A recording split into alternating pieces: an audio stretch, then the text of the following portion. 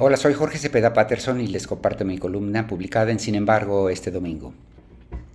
Se titula Morena y el riesgo del haiga sido como haiga sido.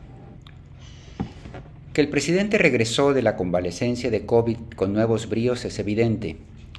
Que le creció la impaciencia también. La primera semana de su regreso quedó electrizada por el cambio de señal para finiquitar el proceso sucesorio cuanto antes. Lo que debía resolverse de aquí a noviembre, según la agenda de Morena presentada en febrero, Andrés Manuel López Obrador apremia ahora a que quede definido en agosto. El presidente tiene sus razones, desde luego.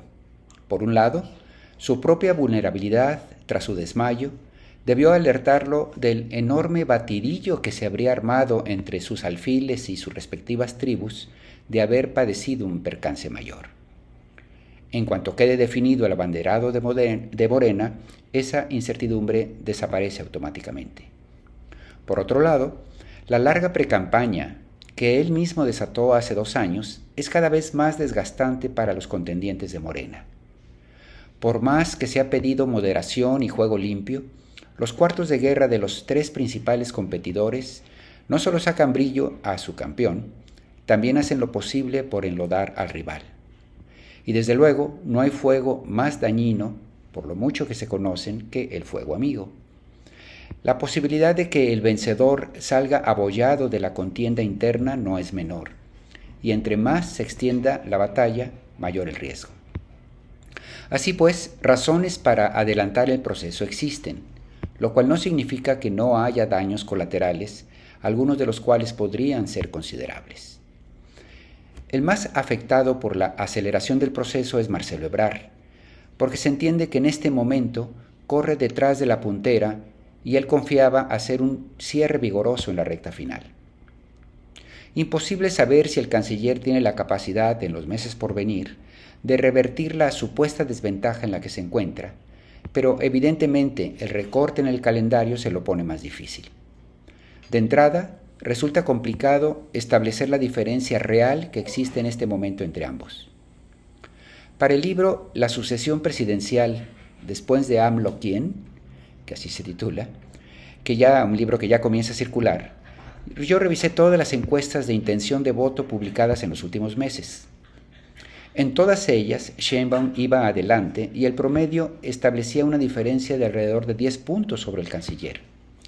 Sin embargo, en estos días ha circulado una de GEAISA que pone una encuesta que pone al canciller 5 puntos por encima de la jefa de gobierno de la ciudad. El equipo de Marcelo insiste en corto que las encuestas que ellos realizan, que no se han publicado, y que son de casa en casa y no telefónicas como la mayoría de las encuestas comerciales, dicen sus números son mejores. Argumentan incluso que la prisa del presidente tiene que ver con el hecho de que ellos habían comenzado a remontar distancias. La verdad es imposible saberlo a ciencia cierta. Tendremos más elementos en la siguiente andanada de encuestas, más o menos respetables, que habrán de salir en los próximos días. Lo único claro es el hecho de que Ebrard está molesto con el cambio de calendario, con toda razón desde su perspectiva. Y no solo por ello, la noción misma de que Claudia Sheinbaum sea la favorita genera incomodidad en alguien que lleva 23 años con el presidente, casi los mismos que su rival, y que incluso fue el elegido por AMLO como su sucesor en la Ciudad de México en 2006. Hoy no parece ser el caso. Su molestia con respecto a la dirigencia de Morena está a la vista y no hay ningún secreto en el hecho de que el partido es un reflejo de la voluntad del presidente. En teoría, no parecería ser tan mala noticia, considerando que en los últimos sexenios el presidente en turno ha sido incapaz de imponer al candidato del partido en el poder. Salinas tuvo que ir por Zedillo cuando le mataron a su elegido. Zedillo empujó a Esteban Moctezuma, pero se coló la Bastida Ochoa. Fox habría querido a Santiago Krill como su abanderado del PAN, pero quedó Felipe Calderón. Calderón quiso imponer a Ernesto Cordero, pero lo venció Josefina Vázquez Mota. Peña Nieto, a su vez, tenía 2 alfiles, Luis Videgaray y Osorio Chong para el PRI, pero ganó José Antonio Meade. López Obrador, pues, intentaría ser, en 40 años, el primer mandatario capaz de colocar a su favorito en la silla presidencial, asumiendo que tiene una favorita. Sin embargo, habría que reconocer que tiene más poder sobre su partido que cualquiera de sus predecesores. Una y otra vez López Obrador ha intentado apaciguar los ánimos de las corcholatas y establecer acuerdos civilizados en la contienda interna. Pero algunas de sus decisiones, como este adelanto en el calendario, no son neutras para efecto del interés de los contendientes. Y más preocupante aún es la manera en que los cuadros de Morena intentan operar lo que ellos consideran el deseo explícito o implícito del presidente. Lo vemos, por ejemplo, en las cámaras. En ocasiones la prisa por interpretarlo literalmente lleva a la improvisación, al descuido y en ocasiones al desaseo.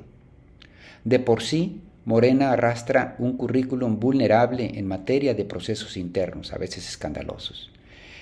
En el que se nos viene encima, tendría que asegurar que esta vez no fuera el caso. En esas condiciones, no es menor el riesgo de que el procedimiento o el calendario o los debates o la formulación de las preguntas de la encuesta o la elección de las empresas encuestadoras sean percibidas, con razón o sin ello, con un sesgo en favor de unos y en detrimento de otros. El obradorismo tendría que garantizar que el balance final del triunfador no sea etiquetado con un haiga sido como haiga sido. Sobre todo porque no hay necesidad. Morena tiene todo para ganar en el 2024, como para llegar a la final con un candidato en entredicho. Quizá nunca estaría en peligro de perder la presidencia, pero un abanderado salido de un proceso cuestionado tendrá menos posibilidad de conseguir un Congreso favorable. La imagen abollada podría afectar la decisión de muchos votantes. La única manera en que la interna no provoque daños secundarios es mediante la aceptación del resultado final por parte de los perdedores. Y esto no va a conseguirse si ellos consideran que su derrota obedece en parte o en mucho al piso disparejo. En fin, la dirigencia de Morena, los protagonistas mismos, tendrán que hacer el mejor balance posible entre la prisa del presidente, sus presuntas preferencias en materia de sucesión y la imperiosa necesidad de que el proceso sea legítimo, parejo y transparente. Esto por el bien de todos los que forman parte de este proyecto. Muchas gracias.